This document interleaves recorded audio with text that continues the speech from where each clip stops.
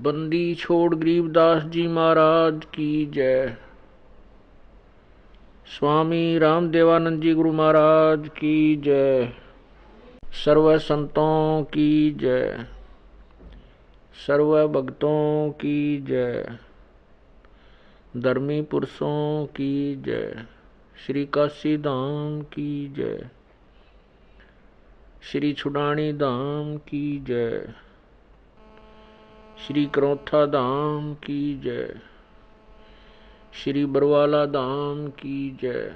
सत सोही गरीब नमो नमो सतपुरुष को नमस्कार गुरु की नहीं। सुर नर मुनि जन साधुआ संतों सर्वस दी नहीं। सतगुरु साहेब संत सब डंडो तुम प्रणाम। आगे पीछे मध्य हुए तिनको जा कुर्बान। नराकार निर्विषम काल जाल वै बंधनम।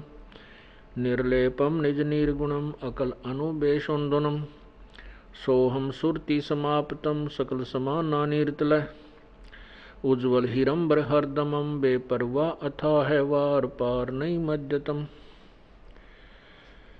गरीब जो सुमर सिद्ध होई गणनायक गलताना। करो अनुग्रह सोई पारस पद परवाना। आदि गणेश मनाऊं गणनायक देवन देवा। चरण कमल लौलाऊं आद्यंत करूं सेवा। परम शक्ति संगीतम रिधिदाता सोई। अवगत गुण अतीतम सत्पुरुष निर्मोही। जगदम्बा जगदीशम मंगल रूप मुरारी। तन मन अर्पों शीसम भक्ति मुक्ति भंडारी। सुर नर मुनि जन ध्यावे ब्रह्मा विष्णु महेशा। शेष सहस मुख गावे पूजे आज गणेशा। इंद्र कुबेर सरीखा वरुण धर्म राय ध्यावे। समर्थ जीवन जी का मन इच्छा फल पावे। 33 कोटि आधारा ध्यावे 87 उतरे बहुजल पारा कट है यम की फांसी। 33 कोटि आधारा ध्यावे 87 उतरे भवजल पारा कट है यम की फांसी। सत साहिब कर जोरूं विनती करूं। धरूं चरण पर शीस। गुरु राम देवानंद जी महाराज ने दियो नाम बख्शीश। कोटि कोटि सिजदा करूं कोटि कोटि प्रणाम। चरण कमल में राखियो मैं बंदी जाम गुलाम।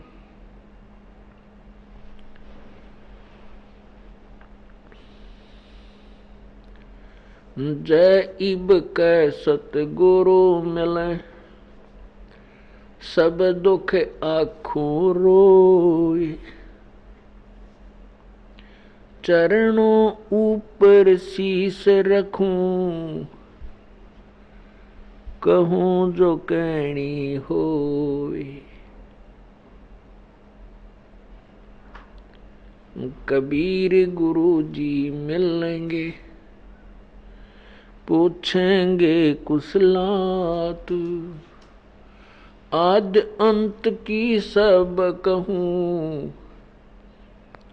अपने दिल की बात।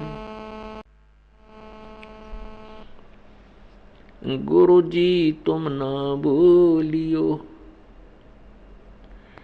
चाहे लाख लोग मिल जाएं।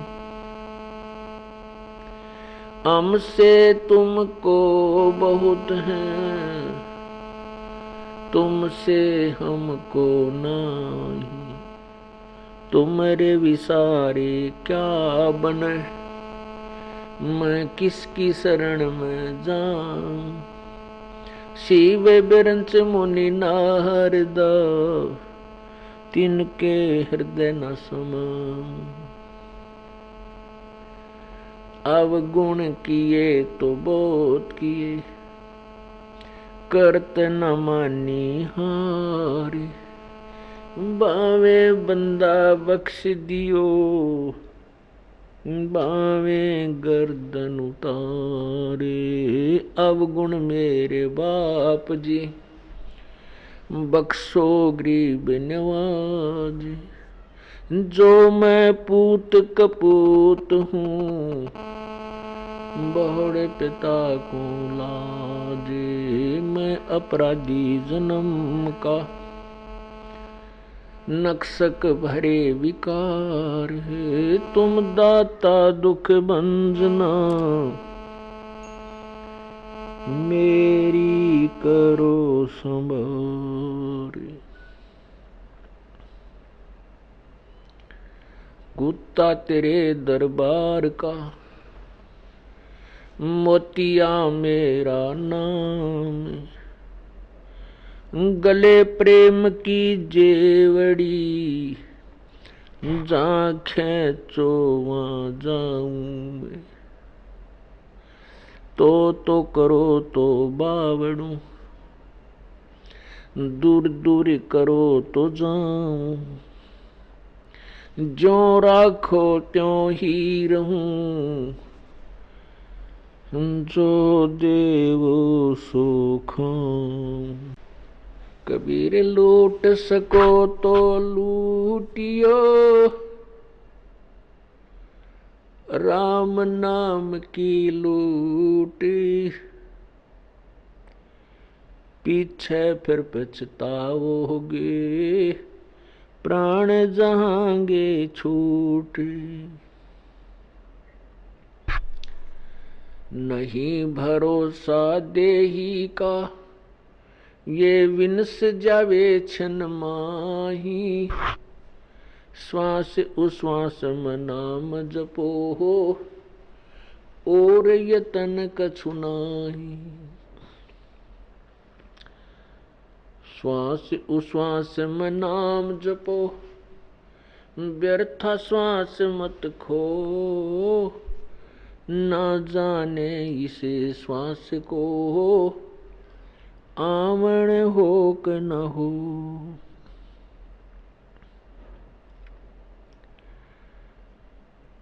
आग गए ना बावड़े रते भी सब जाही। बिन साहेब की बंदगी कहीं ठोर ठिकाना नहीं। साथी हमारे चले गए हम भी चालन हार। कोई कागज में बाकी रही तात लगी है वार।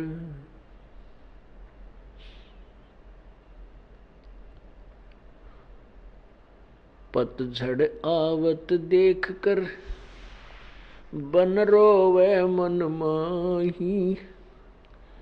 वो ऊंची डारी पात थे अब पीले हो जाही। पात झड़ता यूं कहे सुन भई तरवर राय। अब के बिछुड़े नहीं मिले न जाने कहाँ गिरांगे जाए। तरवर कहता पात से सुनो पात एक बात। यहाँ की यह रीति है एक आवे एक जात। पृथ्वीपति चकवे गए जिनके चक्कर चलंत। रावण सरीखे कौन गिने हैं ऐसे गए अनंत।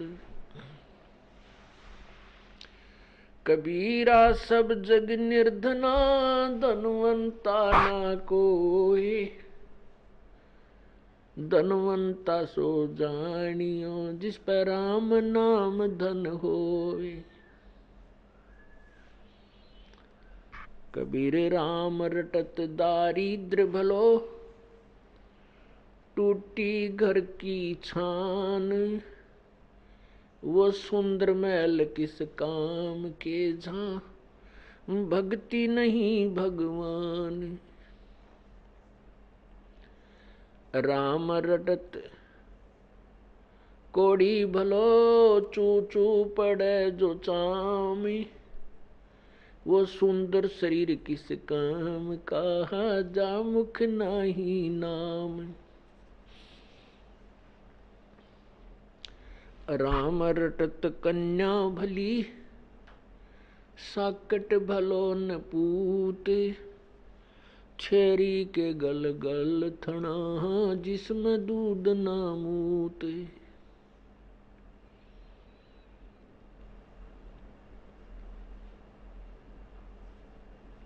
परमपिता परमात्मा, सारी सृष्टि के रचनहार, कुल मालिक कबीर देव, कबीर परमेश्वर,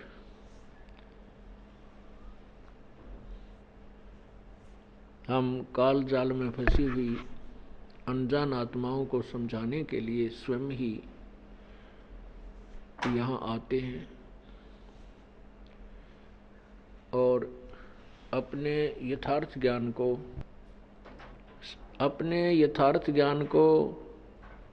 स्वयं ही आकर के समझाते हैं।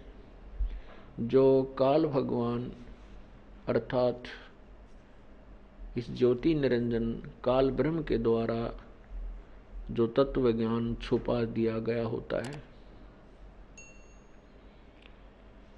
ये स्वयं को ही अपने आप को प्रभु सिद्ध कर बैठा होता है।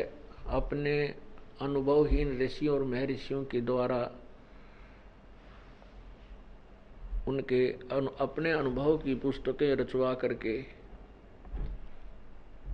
पूरे मानव समाज को ये भ्रमित करा चुका होता है।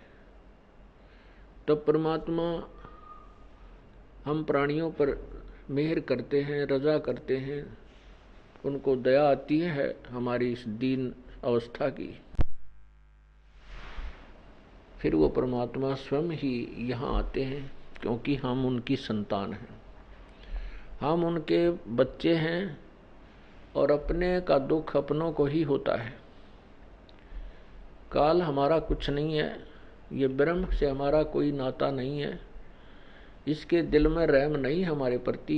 यदि रहम होता तो ना किसी का बेटा मारता, ना बेटी मारता, ना किसी का भाई मारता, ना किसी की बहन मरती, ना किसी की टांग कटती, ना किसी को कैंसर होती, ना कोई अंधा होता, ना ये गधा बनाता, ना गधी बनाता। इसके कोई रहम नाम की चीज नहीं है। हम अपनी नालायकी के कारण इस काल के चुंगल में फंस गए। अब इसने हमें इतना भ्रमित कर दिया है कि हम अपनी अवस्था से, अपनी वास्तविक स्थिति से बिल्कुल अपरिचित हो चुके हैं।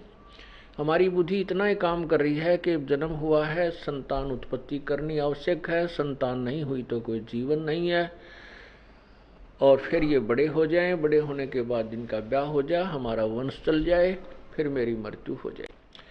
और फिर कुत्ते, गधे, सुअर आदि ये भी प्राणी बनते ही रहते हैं। ये तो कर्म आधार पर भोगना ही पड़ता है, ये तो बनना ही पड़ेगा। ऐसी थ्योरी, ऐसे सिद्धांत पर हम आधारित हो चुके होते हैं। परमात्मा आते हैं और वो यथार्थ ज्ञान बताते हैं।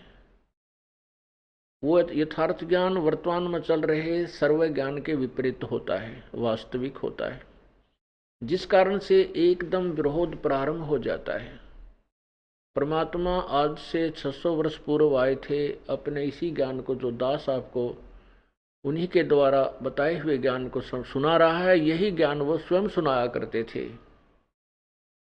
और बहुत ही जबरदस्त विरोध हुआ था। तभी ये पीर लोग, मुसलमानों धर्म में जो पीर और काजी मुल्ला होते हैं, वो हिंदू धर्म के ये ऋषि, महर्षि और गुरु, ये ब्राह्मण, ये सारे उस भगवान के शत्रु बन गए थे। उन्होंने प्रजा और राजा को भ्रमित करके, मिसगाइड करके परमात्मा के उस ज्ञान को जनसाधारण तक नहीं जाने दिया था। लेकिन समर्थ की समर्थता छुपाई नहीं छुप सकती। उनके अंदर इतनी प्रबल शक्ति थी, जो भी व्यक्ति उनके संपर्क में आता था उनको स्वतः लाभ प्रारंभ हो जाता था। आज से 600 वर्ष, 550 वर्ष पहले 64 लाख अनुयायी हो जाना कोई बालकों का खेल नहीं है, जबकि हिंदू और मुसलमान दोनों ही धर्मों के। ये परमात्मा की समर्थता का प्रमाण था, ना कि ज्ञान का। क्योंकि ज्ञान तो परमात्मा यही बताया करते थे जो दास आपको बता रहा है, जो आज सभी सदग्रंथों में विद्यमान है, पवित्र चारों वेदों में, पवित्र श्रीमद् भगवत गीता जी में, पवित्र पुराणों में, कुरान में, बाइबल में, पवित्र बाइबल में, पवित्र कुरान में। ये वही ज्ञान है जो परमात्मा पहले बताते थे। लेकिन उस समय उन पीरों ने, मुल्लाओं और काजियों ने, ब्राह्मणों ने, ऋषियों ने, नकली संतों ने कहा कि कबीर अशिक्षित है, ये किसी भी भाषा से परिचित नहीं है, इसलिए ये पुराणों या वेदों या गीता जी के और वेदों के विषय में जो कह रहा है ये बिल्कुल निराधार है। इसलिए हम अनजानों को, क्योंकि हम शिक्षित नहीं थे, हमने उनकी इन बातों को सत्य मान लिया कि सचमुच कबीर जी अशिक्षित हैं, बाकी शक्ति बहुत है इनमें, क्योंकि हमें लाभ हो रहा है, ये कोई सिद्ध पुरुष है। तो ऐसे हमने उस भगवान को पहचाना नहीं, और वो हम उनके साथ ज्ञान आधार से नहीं लगे थे, केवल अपने सुख के कारण लगे थे, लाभ के कारण लगे थे, जो संसारिक लाभ ही हम चाह रहे थे। तो जिस कारण से हम फेल हो गए थे, क्योंकि परमात्मा को ये मालूम था कि ये भोली आत्मा केवल देखा देखी लग रहे हैं, इनको ज्ञान गति नहीं, इनको मेरे पर विश्वास नहीं है। और यही सिद्ध करने के लिए, क्योंकि परमात्मा सत्संग में कहते थे कि तुम सभी केवल स्वार्थ वश लग रहे हो, अपने संसारिक और यहाँ के ही व्यवस्था को मांगने आते हो, तुम परमार्थ नहीं चाहते हो। लेकिन वो भोली आत्मा कहा करती, नहीं जी हम तो मोक्ष ही चाहते हैं, हम तो मोक्ष ही चाहते हैं। तो परमात्मा ने उनको एक पिछोड़ लगाई थी, उन्हीं की सती थी, उन्हीं के सामने प्रकट करनी चाहिए थी।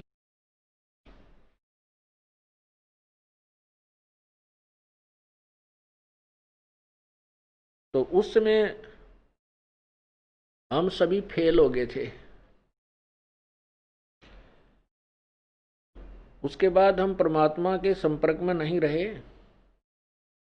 लेकिन वो दयालु इतने हैं, उस समय आकर के उन 64 लाख शिष्यों को भक्ति युक्त कर गए,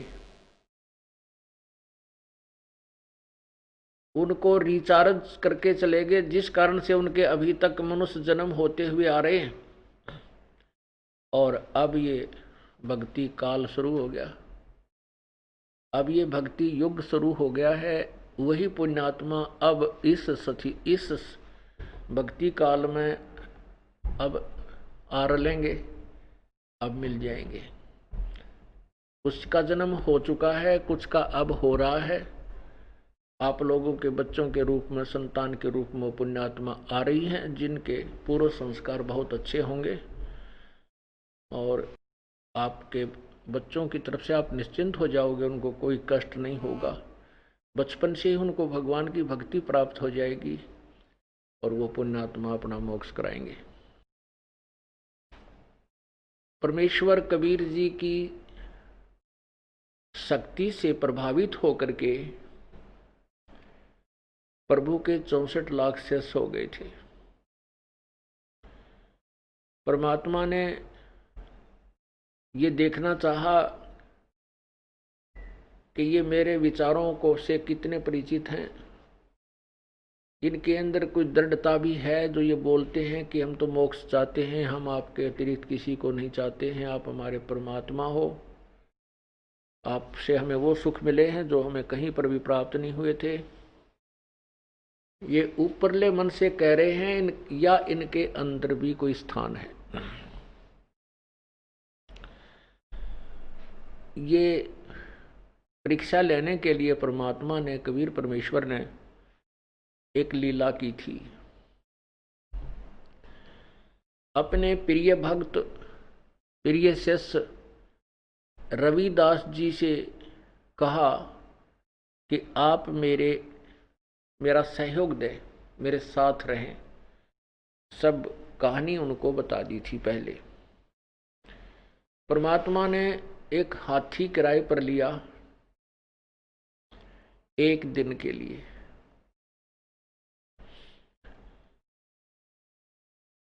और रविदास को कहा कि आप मेरे हाथी आंकने वाले बनो, पीलवान, हाथी का ड्राइवर बनो आप।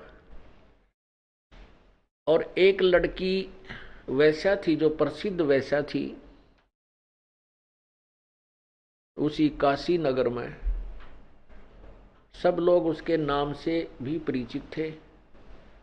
वो बहुत प्रसिद्ध वैश्या थी, गणका थी। उस लड़की को एक दिन परमात्मा के सत्संग की झलक कानों तक पहुंची। परमेश्वर कहीं सत्संग कर रहे थे, वो लड़की अपने महल में सुन रही थी। उस बेटी को एकदम प्रेरणा हुई कि मैं तो बहुत दुष्टकर्मी प्राणी हूं, बहुत दुष्कर्मी हूं, मैंने तो जुल्म कर दिया, अपना जीवन बर्बाद कर लिया।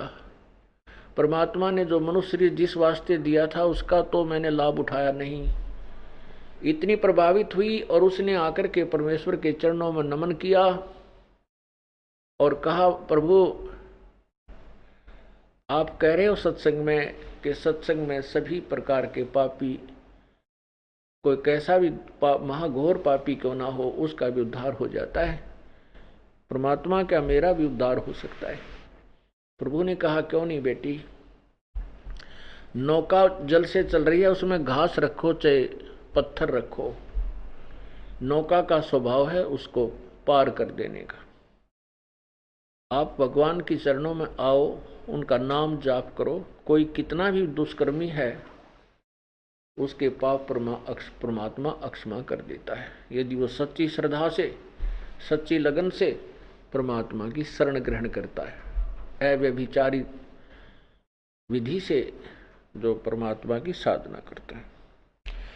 प्रभु ने पूछा, अब क्या ऐसा बेटी, पाप तो वैसे इस सृष्टि में कोई भी ऐसा नहीं है जो पाप ना करता हो। वो पुण्यात्मा है जो अपने पापों को पहचान करके दुखी हो जाते हैं। आप क्या काम करते हैं? तब उसने बताया, भगवान मैं ऐसे ऐसे गणिका हूं और मैंने आपकी अमृतवाणी सुनी प्रभु, मैं बहुत प्रभावित हो गई हूं। तब प्रभु ने कहा, बेटा अपना जीवन सफल कर, बुराई त्याग दे और भक्ति कर। तो उसने भक्ति करना शुरू किया और प्रभु ने कहा, बेटी सत्संग में आया कर, सत्संग में आने से आपको ज्ञान होगा और ज्ञान ही आपको रोक पाएगा। तो वो सत्संग में आने लग गई। वो लड़की सत्संग में आने लगी तो वो प्रसिद्ध थी, एक दूसरे तीसरे सब भक्तों से एक दूसरे को सुन करके सुरसुर होने लगी कि ये तो गंदी औरत है, ये सत्संग में आती है, अच्छी बात नहीं है, लोग क्या कहेंगे, गुरुजी की बदनामी होएगी। तो वो जो पुराने शिष्य थे, वह बहन बेटियां और भाई कहने लगे, उस लड़की को धमकाने लगे, उसको बार बार परेशान करने लगे कि तू मत आकर सत्संग में, यहाँ पर तेरे कारण हमारी बदनामी होती है, गुरुजी बदनाम हो जाएंगे, ऐसे ऐसे। उस लड़की ने परमात्मा से प्रार्थना की, प्रभु सचमुच में वास्तव में तो बहुत बदनाम औरत हूँ, बहुत गंदी हूँ, इसमें कोई शक नहीं परमात्मा, लेकिन आपके वचनों से मुझे कुछ धैर्य हुआ था कि पापी भी पार हो सकते हैं। ऐसे कहकर वो बहुत बुरी तरह रोने लगी। तो प्रभु ने पूछा, बेटी बात बता क्या है? परमात्मा ने कहा, उस लड़की ने कहा कि प्रभु ऐसे ऐसे कुछ भक्त, कुछ बहन मेरे साथ ऐसे ऐसे व्यवहार करती हैं और कहती है तू गंदी औरत है, या मत आया कर।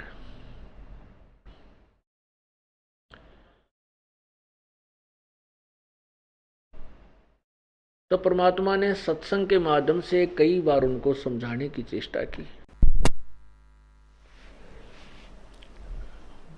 क्या कहते हैं, भाई कुष्टि होवे संत बंदगी कीजिए, हो वैश्या के विश्वास चरण चित दीजिए। परमात्मा कहा करते, यदि भक्त कोढ़ी भी हो और सत्संग में आ गया है, चाहे वो कोढ़ी है, कितना ही भयंकर, कोढ़ से बूंदा रोग नहीं होता जिसमें माखी बन के और उसका चाम मांस कट कट गिरता होता है। कहते हैं ऐसा भी कोई भक्त नाम ले रखा है, उससे भी आप नफरत मत कीजिए। और हो वैश्या के विश्वास चरण चित दीजिए। यदि किसी गण का भी शरण में लगी हुई है, प्रभु की दृढ़ता से विश्वास के साथ वो भक्ति कर रही है, उसको भी आप आदर की दृष्टि से देखना और आम बहन भाई की तरह उसको प्रणाम करना, सच्चाई बोलना। क्योंकि सत्संग में अगर नहीं आएंगे तो विकार कैसे छूटेंगे, अपनी कमजोरियों का पता कैसे लगेगा, निर्मल कैसे होंगे। यदि हम सरोवर में जल में कपड़े को भिगोएंगे ही नहीं, उसमें डालेंगे ही नहीं, डालने देंगे ही नहीं, तो उसका मैल कैसे छूटेगा। परमात्मा समझाया करते थे। गीता जी में भी लिखा है कि चाहे कितना ही व्यभिचारी व्यक्ति क्यों ना हो, वो भी संत साधु यानी भक्त मानने योग्य होता है। क्योंकि वो सत्संग में आएगा, बुराई कर रहा है, फिर उसको ज्ञान होगा, झटका लगेगा, फिर वो बुराई छोड़ देगा। यदि सत्संग में आएगा नहीं, उसको अच्छे विचार मिलेंगे नहीं, तो दुराचारी व्यक्ति कैसे सदाचारी बन पाएगा। वो बाज नहीं आते, वो अपने ही सोच से, अपने ही विचारों से चलते होते हैं। वो संत के विचारों को न मान करके अपने आप को वो ज्यादा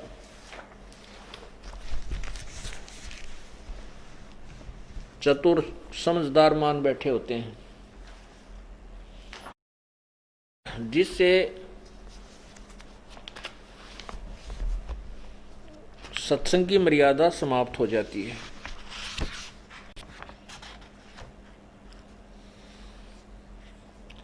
परमात्मा बहुत समझाया करते थे कि भाई सबसे पहले इंसान को अपने अंदर झांक कर देखना चाहिए, दूसरे में बुराई निकालने से पहले अपने अंदर झांकना चाहिए। परमात्मा कहते हैं बुरा जो देखण में चला, बुरा न मिलिया कोई।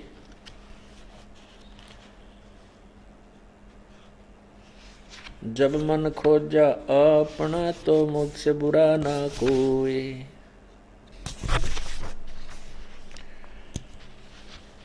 परमात्मा ने बहुत से उदाहरण दिए कि एक नगरी में एक लड़की को पीटा जा रहा था। सभी कह रहे थे मारो मारो। परमात्मा वो कहते हैं एक संत वहां पहुंच गए। उसने पूछा कि भाई इस लड़की को क्यों मार रहे हो।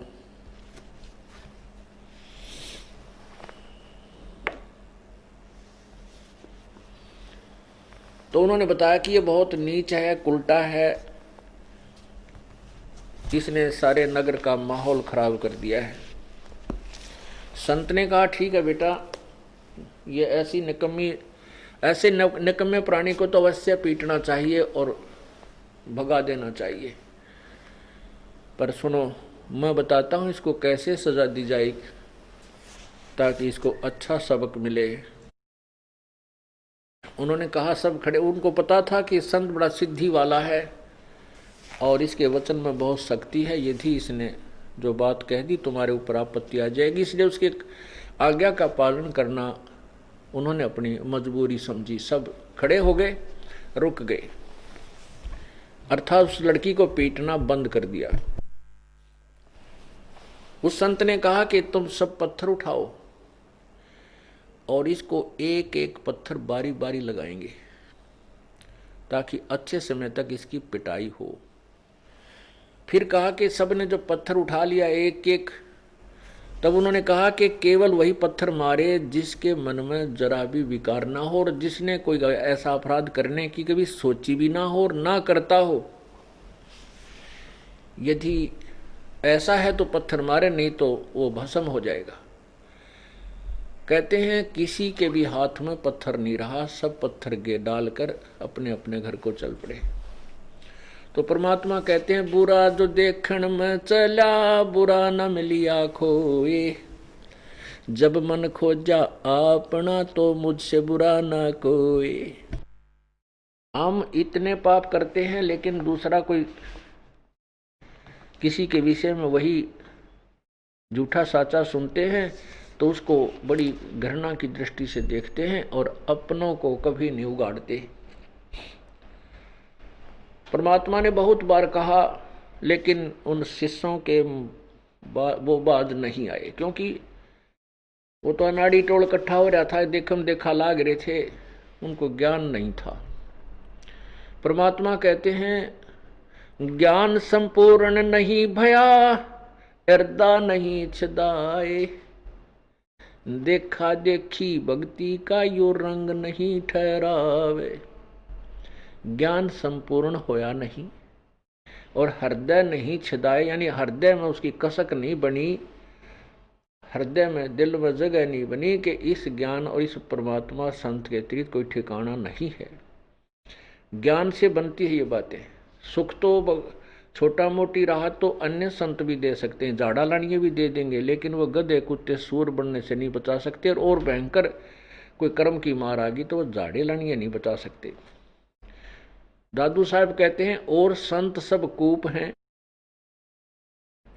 और केते जरीता नीर, दादू अगम अपार है वो दरिया सत कबीर।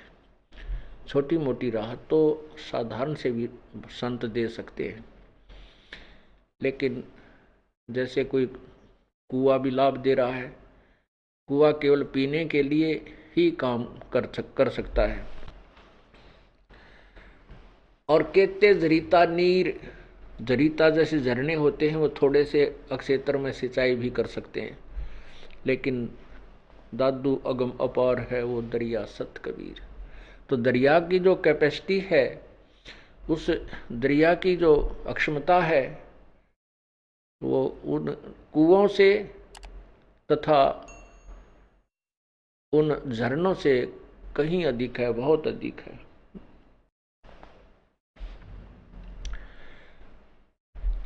इस प्रकार परमात्मा ने सोचा कि ये सारे सुर सुर सुर सुर कर रहे हैं। परमात्मा उस लड़की को मैं तो अच्छा देते थे, बेटी तू अपना भक्ति कर, इनकी मत सुन, तुझे कोई कहता है तो मुझे बता। लेकिन वो पुण्यात्मा थी, वो किसी व्यक्ति विशेष का नाम नहीं लेती थी, कहती थी कोई सभी ऐसे बोलते हैं, कोई भी मुझसे जो है ना श्रद्धा यानी सद्भावना से नहीं पेश आ रहा। तो परमात्मा कहते तो आया कर बेटा, घबराना नहीं। तब प्रभु ने कहा, तो वहां प्रभु ने देखा कि ये सब चलो इनके मन में जो दोष है, क्योंकि कुछ एक ऐसे भी दुष्ट आत्मा होते हैं परमात्मा में भी दोष निकालने लग गए थे। तो परमात्मा ने सोचा कि ला इनकी आज सारी ये ऐंठ काट दूं। तो रविदास जी से कहा कि रविदास एक हाथी किराए पकड़ लिया एक दिन का, और आप मेरे पीलवान बनो, हाथी के ड्राइवर बनो। और उस लड़की से कहा बेटी कल तू अपने सुंदर गहने पहन के, सारे हार श्रृंगार करके, सब तरह की टिक्की बिंदी ला के और हमारे साथ आना, अपने जो सारे श्रृंगार करना। तो उसने कहा ठीक है पिताजी, जैसे आप आज्ञा दोगे, आपकी बेटी आपका शरीर। तो उसने लड़की ने अपना सब श्रृंगार किया, परमात्मा के पास पहुंच गई उनकी झोपड़ी पे। वहां एक हाथी ला रखा था।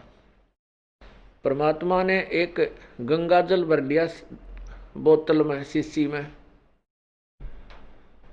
लड़की को हाथी के बीच में बैठा लिया। रविदास जी आगे हाथी को ड्राइव कर रहे थे और परमात्मा पीछे बैठ गए।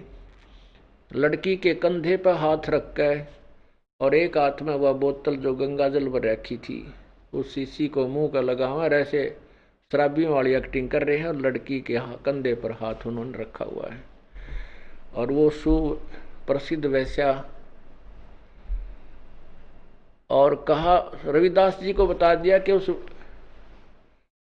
अच्छे भीड़ वाले बाजार में निकालना अपनी सवारी को। तो काशी के उस बाजार में से निकाल दिया जो जहां बहुत भीड़ लगी होती थी। जो भी देख रहा था वही कह रहा था, ले भाई वो कबीर है वहां, हम तो पहले ही कहा करते थे कि वहां ऐसे होता है ऐसे होता है, ले आज यह सामने आप पर प्रगट होगी। तो शराबी कवाबी आदमी है कबीर, तो ये देखो शराब पी रहा है और उस वैश्या के को साथ लिए फिर रहा है। अब वो जो बगैर नाम वाले थे, जो परमात्मा के शिष्य नहीं थे, वो परमात्मा के शिष्यों को लाओ पकड़ पकड़ के कि आ जाओ दिखाऊं तुम्हारे गुरु की के काले कारनामे, ये देखो वो क्या कर रखा है, शराब पी और वैश्या को साथ लिए सरेआम घूम रहा है। इसने ये नहीं मालूम इतनी दारू पी रखी आज तो इसको ये नहीं पता तू कहाँ घूम रहा है। अब जो नकली शिष्य थे वो कहने लगे, कुछ एक ने तो वहीं कह दिया कि मैं ना था इनका शिष्य, मैं तो वैसे जाता था। कुछ एक ने कहा कि मुझे तो फलाना लेके जाया करता, मैं तो उसकी शर्म में जाया करता। कहने का भाव ये है 64 लाख के 64 लाख शिष्य अब अपने कर्म बिगाड़ के भगवान को ना पहचाना और भगवान में से दूर हो गए। कुछ एक पुण्यात्मा ऐसी थी जिनको ये ज्ञान था, परमात्मा का सत्संग सुन रखा था कि गुरु की बुराई ना करनी चाहिए, तो उन्होंने बुराई नहीं की परमात्मा की, लेकिन विमुख जरूर हो गए। भक्ति त्याग दी, उनके पास जाना बंद कर दिया, लेकिन गुरु की बुराई नहीं की। तो वो व्यक्ति इतना लाभ उठा गए कि उनको मनुष्य जन्म मिलते रहे, वो क्रेडिट भक्ति का रह गया। और जिन्होंने अपने मुख से भी गुरुदेव की बुराई कर दी कि सचमुच तो निकम्मा था, हमने तो पता नहीं था, तो उनकी भक्ति पर सारी पर क्रॉस लग गया, कांटा लग गया, खत्म हो गई। तो उनमें से उन 64 लाख में से जो ऐसे बच गए उनको मनुष्य जन्म मिलता हुआ आ रहा है। अब वो फिर परमात्मा प्राप्ति कर लेंगे, लेकिन वो कष्ट बहुत उठा लिया। क्या कितने मनुष्य जन्म हो गए उस दौरान 500-600 साल में, और कितने कितने कष्ट दुख। तो परमात्मा कहते हैं सतगुर विमुखा युग युग रोवे। तो अब वो जुड़ भी जाएंगे, यदि अभी पार नहीं हुए तो फिर भक्ति उनको अवश्य मिल गई है, परंतु मोक्ष तो नहीं हुआ। जिस कारण से जिसके लिए सारा कुछ ये क्रियाएं की जा रही थी, सारा ज्ञान दिया जा रहा था, वो सभी व्यर्थ गया। अब उधर से उन लोगों को, उन विरोधियों को अवसर मिल गया। सारे मुल्ला और काजी और साथ में ब्राह्मण, नकली गुरु, संत लेकर अपने सब समर्थकों को और भी दुनिया को भ्रमित करके और पहुंच गए कहाँ, वीर देव सिंह बघेल के दरबार में। और वहां उस दिन सिकंदर लोधी दिल्ली का राजा भी आया हुआ था, दिल्ली का बादशाह। अब वीरदेव सिंह बघेल जो था वो तो एक अक्षत्रिय नरेश था और वो दिल्ली के बादशाह के अंतर्गत आता था। जैसे छोटी छोटी स्टेट होती थी, रियासत, उनके राजा और दिल्ली के राजा के अधीन होती थी, पराधीन होते थे। ऐसे परमात्मा ने भी वो दिन देखा कि आज सिकंदर लोधी भी आया हुआ है, इनकी सबकी फड़क निकल जाएगी।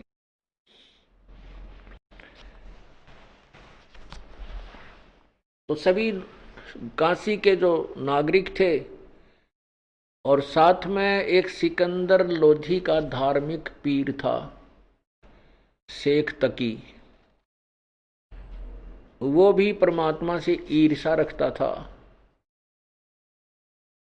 और उस धार्मिक पीर शेख तकी से सिकंदर लोधी जो दिल्ली का बादशाह था वो बहुत डरता था, उससे प्रभावित था कि सभी मुसलमान समाज इस शेख तकी की बात को मानता है। यदि ये मेरे से रुष्ट हो गया तो मेरे राज्य को खतरा हो सकता है।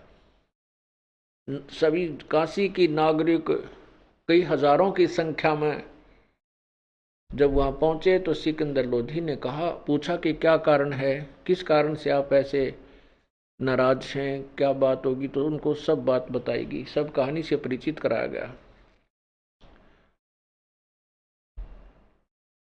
तो कहा कबीर साहब, सिकंदर लोधी ने कहा कि लाओ उस कबीर को पकड़ के। और उधर से सिकंदर लोधी परमेश्वर कबीर जी का शिष्य भी था। सिकंदर लोधी के जलन का रोग भी परमात्मा ने ठीक किया था, जो किसी से भी उनका ट्रीटमेंट नहीं हुआ था, किसी से कोई समाधान नहीं बन पाया था, ना हिंदू मुस्लिम संतों से, ना मुसलमान पीरों से।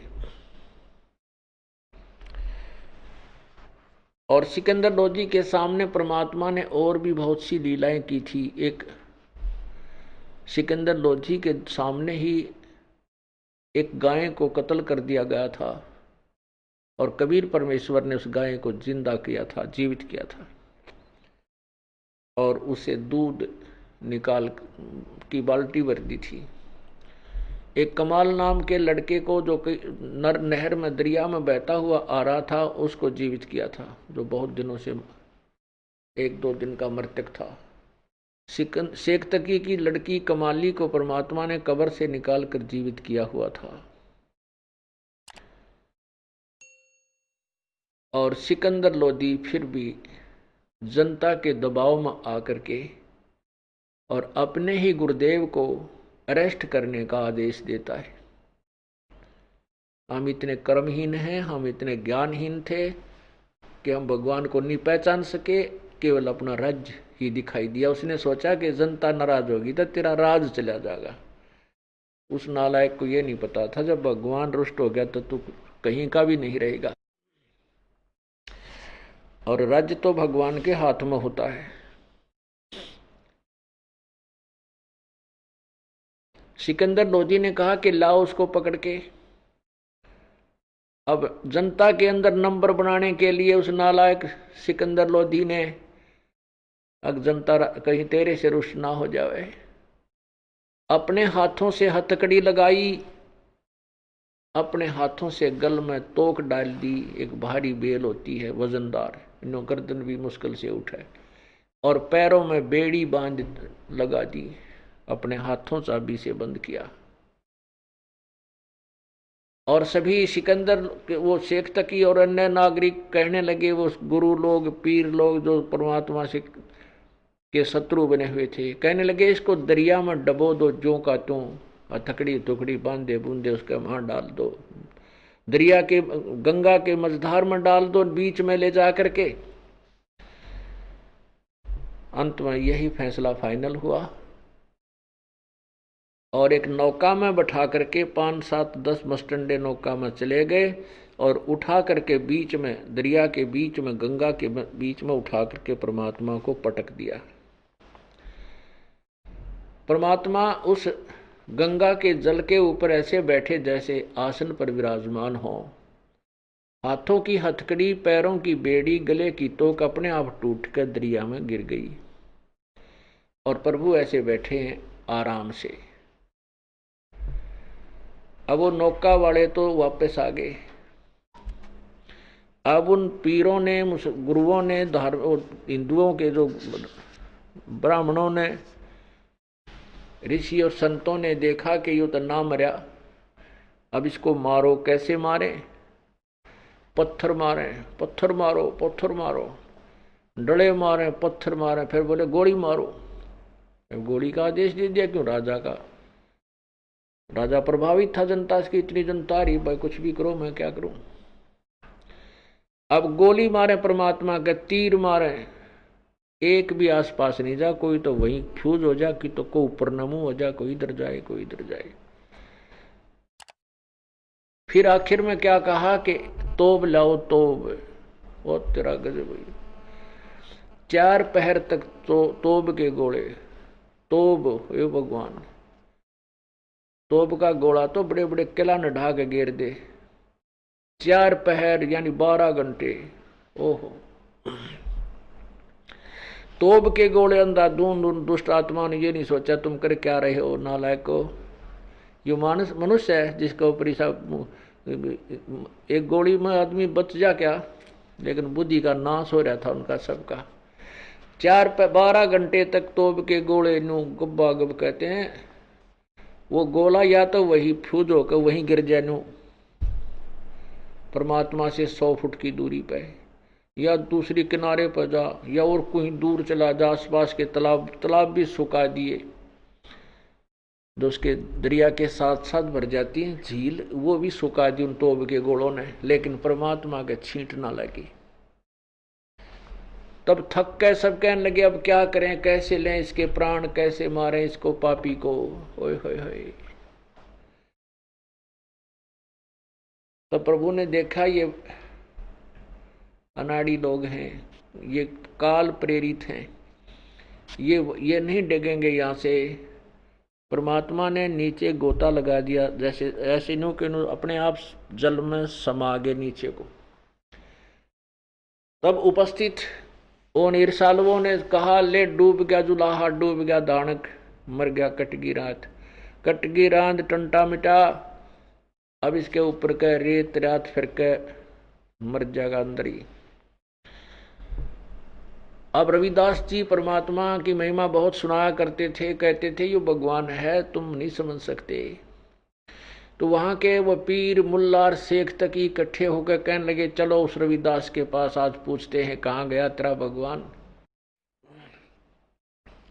तो वहां पहुंचे तो परमात्मा अंदर रविदास की झोपड़ी में एक तारा लेकर अपनी महिमा आप पर गाने लग रहे, एक शब्द सुना रही थी।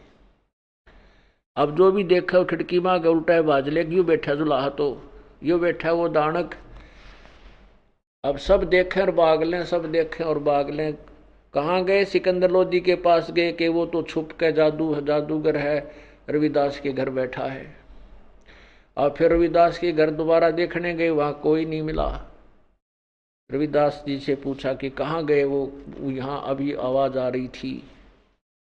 रविदास बोले तुम ना समझ सकते उस परमेश्वर की महिमा को, तुम्हारे अंदर तो भूत सवार हो रहा है ईर्षा का, मुझे क्या पता कहाँ है।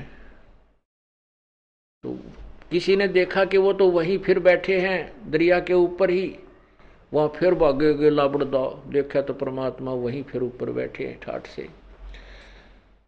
तब सिकंदर लोधी ने प्रार्थना की कि आप बाहर आ जाओ, एक नौका भेज दी, परमात्मा उस नौका में बैठकर आगे उल्टे। अब उस दुष्ट आत्मा ने क्या किया कि हाथों में फिर हथकड़ी जड़ दी, तो बांध, हाथ पैर दोनों बांध के। एक खूनी हाथी होता है जो आदमी को खा जाता है, मार के कुचल के और मार डालता है, उसके खून को पीता है, और उसको शराब पिला करके वहां ले आए जहां परमात्मा को बांध के जूड़ के डाल रखा था, मैदान में डाल दिया। अब पीलवान जो उसका हाथी का कंट्रोलर होता है, उसको समझा दिया कि इसको खत्म करवा दे, इस हाथी के द्वारा नष्ट करवा दे जनता के सामने।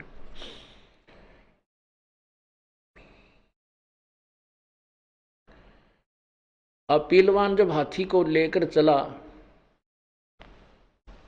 तो हाथी बड़ी स्पीड से परमात्मा की तरफ चला।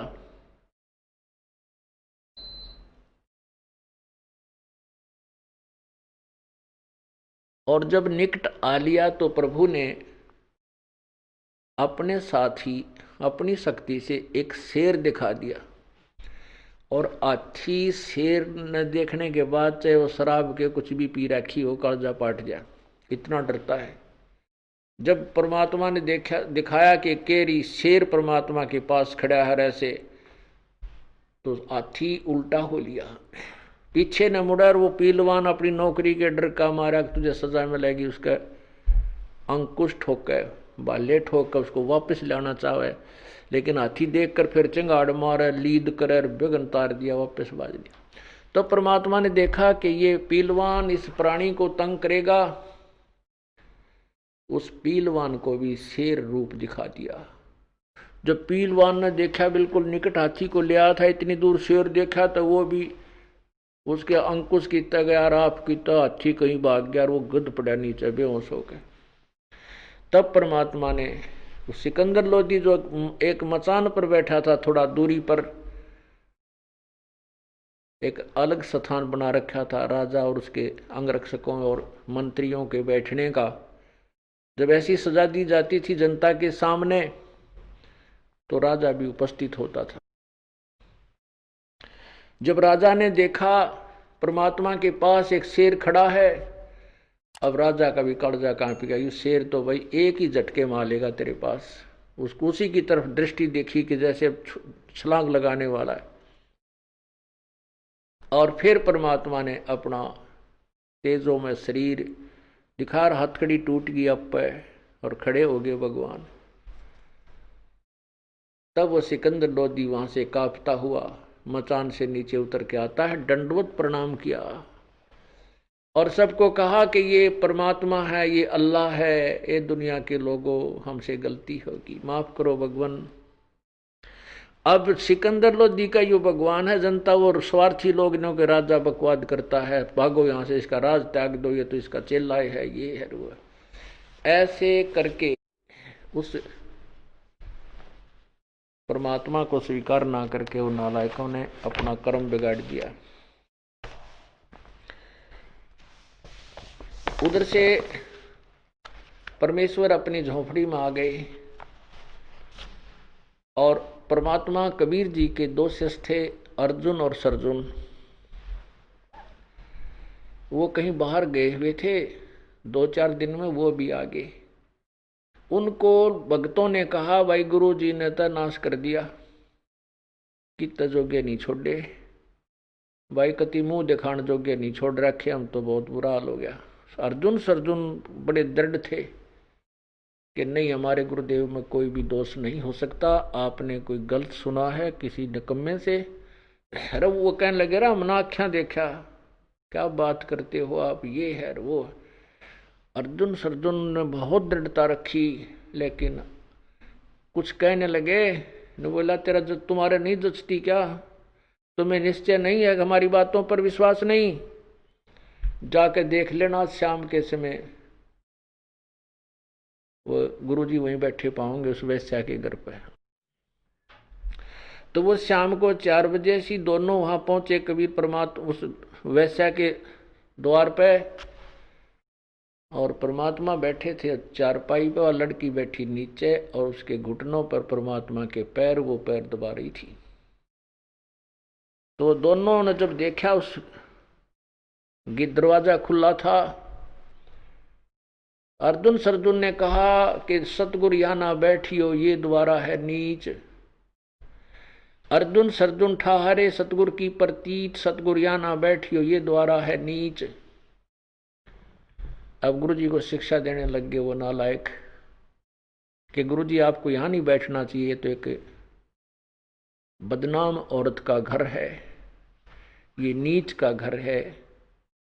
तब परमात्मा ने कहा था कि ऊंच नीच में हम रहें, ये हाड चाम की दे, अर्जुन सरजुन समझियो तुम करियो शब्द सने। परमात्मा ने कहा था, भाई